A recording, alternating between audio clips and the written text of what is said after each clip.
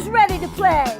I'm ready, Kelly Ray. I know you are, beautiful Bill, and so are Gwen and Blake. Come on down! Woo! Yes! Oh, five keys. You ready? Yeah. Wow! You're a lot. That's awesome. Because you know what? We're going to give you a chance today to pick the coveted key that's going to get you in one of these doors where you'll learn how to find love that lasts a lifetime. All you got to do is pick a door. You know what? You're number one. No, you're number one. You know what? We're number one. Let's pick door number one. Door number one, Kelly. All right, you heard the power couple. Door number one, Bill.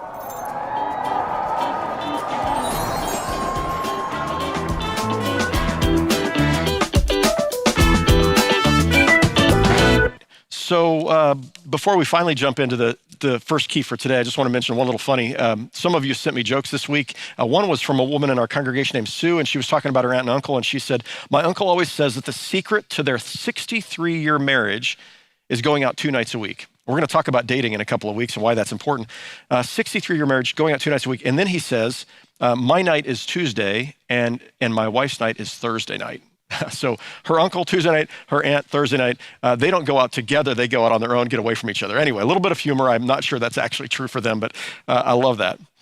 All right, so again, here's the basic premise of the series, is that great relationships require effort, and strengthening relationships is not rocket science.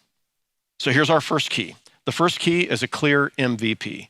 The first key to having a successful relationship, a dating relationship, romantic relationship, marriage, is to have a clear MVP. The MVP is not the most valuable player.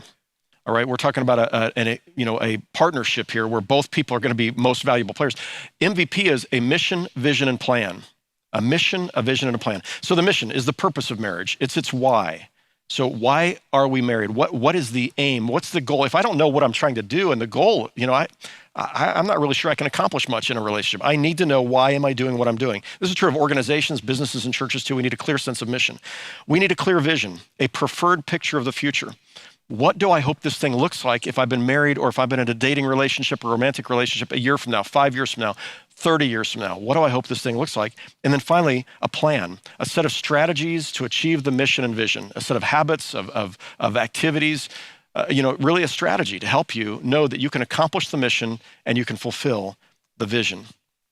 I find that most people don't really have a clue what the mission is of marriage when they get married. I meet with a lot of couples. I meet with every couple that, we have premarital counseling classes, but then I meet with every couple along the way. I've officiated over 300 weddings. And when it comes to the mission, I think about Lavon and me. When we got married right out of high school, we were in love. Gosh, we were in love. I don't think we really thought about what is the clear objective here? What is the mission? What's the why of marriage? We just knew we were in love and we wanted to get started in a relationship, and that's about all we knew. We had $300 to our name and going off to college, and I don't think we really had a clue. And I think for a lot of people, they're not really clear. They have a kind of vague idea. I suppose we had a vague idea. We were supposed to love each other, but I don't know that we necessarily knew what that meant or what that would look like in the end. When it came to a vision, we didn't have a clear vision of what this was going to look like down the road. I think we thought about it a little bit, but we were kind of living in the moment, and we hadn't had a preferred picture of the future, and we couldn't see that in looking at other people. My parents were divorced, her parents were divorced. We didn't have those kind of role models out there. So we were sort of making it up as we went along. And then we clearly didn't have a plan. We had no real plan of here's how we're going to go about the process of trying to fulfill the mission of marriage or to have an effective marriage over the long term. And I think that's true for many other people.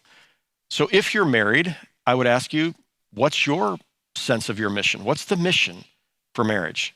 And if you're dating, what's the mission for marriage? And you hope to get married, or what's the mission for your dating relationship? And then what's the vision you have for the future? And before we're done with this sermon, we're going to have a clear sense of what the Bible teaches us is the mission of relationships, romantic relationships, and marriage in particular. We're going to have a glimpse. I'm going to give you 2 visions of what this might look like as it continues long into the future for you or for me. And then finally, I'm going to give you just a couple of thoughts about what a plan might look like to making this thing work. Okay, I want to propose to you that when it comes to the mission of marriage, we're going to find this directly in the scripture. And there are people who say, again, why don't you just preach the gospel? I had somebody say that on Facebook. Why don't you just preach the gospel as opposed to preaching about relationships? If our gospel doesn't relate to our relationships, it's not much of a gospel. It has something to do with our relationships. So when you look in the Bible, throughout the Bible, cover to cover, you're going to find over and over again that the object or the subject of marriage or relationships is addressed over and over and over again, and it starts in Genesis chapter 2. So last week, Pastor Scott was preaching a sermon on the Genesis account of creation. Well, part of that account of creation in Genesis chapter 2 is the first marriage. And there were no flower girls or ring bearers, and there were no photographers or videographers. There was just God creating human beings for each other.